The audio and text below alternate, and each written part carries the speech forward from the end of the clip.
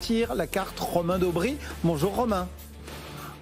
Merci à tous les deux d'être là ce matin. Romain Daubry, comment voyez-vous les choses ce matin? On est toujours à la porte pour le moment de ces fameux 5700 points.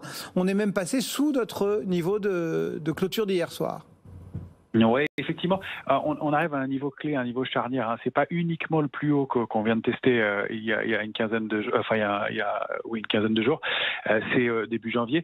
C'est aussi une zone de résistance importante qui était des points testés en 2017 et 2019 sur l'indice parisien et qu'on avait réussi péniblement à franchir fin 2019. Donc c'est un niveau important et on voit qu'on bute dessus une fois encore.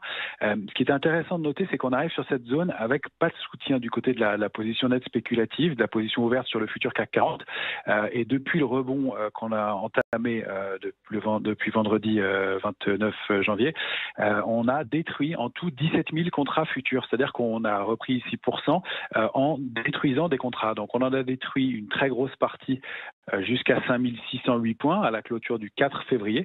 Ça veut dire que toute cette zone-là était relativement faible et ce sont des shorts qui se sont rachetés beaucoup depuis la clôture du 4 février.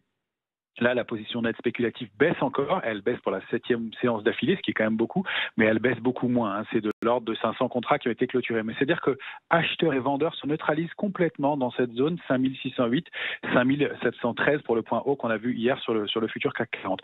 Donc on a une petite zone de congestion dans laquelle on se trouve pour l'instant.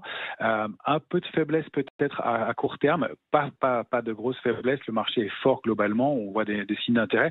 Un indice qui tient bien, porté par, vous le disiez, par notamment le bon accueil des résultats de Total, mais peut-être un besoin de consolider aussi après un rebond un peu marqué. Alors, bien, si on rompt 5672, qui pour moi est le niveau intermédiaire important, on déclencherait une petite figure de retournement baissière en séance inversée, si on veut l'avoir comme ça, et qui donnerait pour première cible, alors on a une petite cible qui est 5647, 5642, et une cible plus large qui est située aux alentours de 5627, 5630.